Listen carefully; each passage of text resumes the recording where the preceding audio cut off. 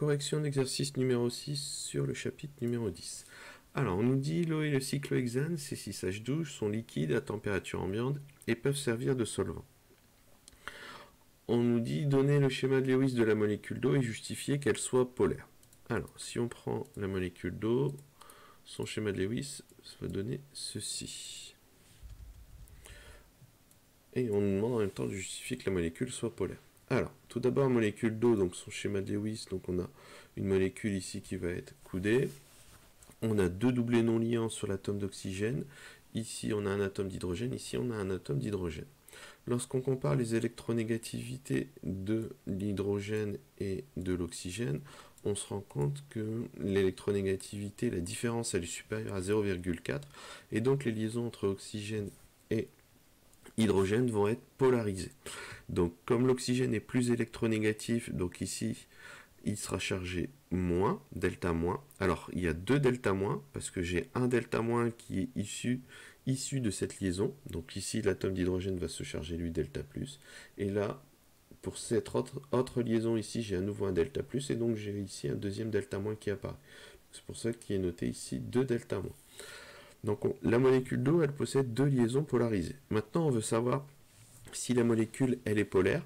Donc pour cela, on va tracer des petits vecteurs, petit m, qui sont le long des liaisons polarisées, donc qui ont la même direction que ces liaisons polarisées d'une part, et d'autre part, au niveau du sens, on part de la partie négative vers la partie positive. Donc ici, on a le premier vecteur M1 qui caractérise la polarisation de cette liaison-là.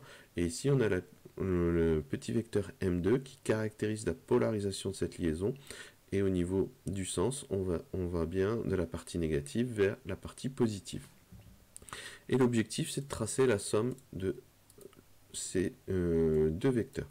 Donc si ici, je reprends mes vecteurs, donc si je fais M1 plus M2, ben ici, mon vecteur résultant, que j'appelle M1 plus M2, ben je peux le tracer et on voit que c'est un vecteur qui est différent du vecteur nul, étant donné que je suis parvenu à mon point de départ ici. Donc si j'arrive à tracer ce vecteur résultant, qui est la somme de M1 et M2, à ce moment-là, ben la molécule ici, elle est polaire.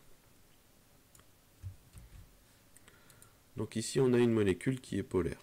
Ensuite, question suivante, on nous dit donner le schéma de Lewis du cyclohexane et on nous demande, sachant que la molécule a pour chaîne carbonée un cycle de 6 atomes de carbone, et justifier que cette molécule, elle est apolaire. Donc ici, si on veut dessiner la molécule, on va obtenir quelque chose comme cela. Et ici, pour justifier le fait que la molécule soit polaire, ben on va regarder au niveau des électronégativités. On voit que l'électronégativité de l'hydrogène est de 2,2, l'électronégativité du carbone 2,5, donc la différence des deux, comme elle est plus petite que 0,4, on considère que chaque liaison ici faite entre les carbones et les hydrogènes ne sont pas polaires, et en plus les liaisons carbone-carbone, elles ne sont pas polaires. Donc il n'y a aucune liaison polarisée dans cette molécule. À ce moment-là, la molécule de cyclohexane n'est pas polarisée. Troisième question, donc là on nous demande de choisir le solvant le plus adapté pour dissoudre ces différentes espèces chimiques. Donc la règle, c'est qui se ressemble s'assemble, à savoir si j'ai un solide ionique ou constitué de molécules polaires, il va bien se dissoudre dans des solvants polaires. Si j'ai des molécules apolaires, à ce moment-là, je vais avoir il va bien se dissoudre dans des solvants apolaires. Le chlorure de sodium, donc le chlorure de sodium est un cristal solide ionique, donc il va bien, donc s'il est ionique, c'est-à-dire qu'il y aura des charges plus et moins à l'intérieur, et dans ce cas-là, il va bien se dissoudre dans des solvants polaires. Donc ici, on va utiliser l'eau.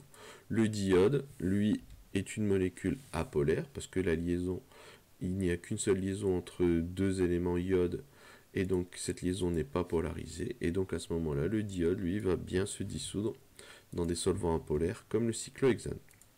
Le nitrate de cuivre, nitrate de cuivre, c'est un solide ionique, et à ce moment-là, il va bien se dissoudre dans de l'eau, qui est un solvant polaire, et ça clôture la correction de cet exercice.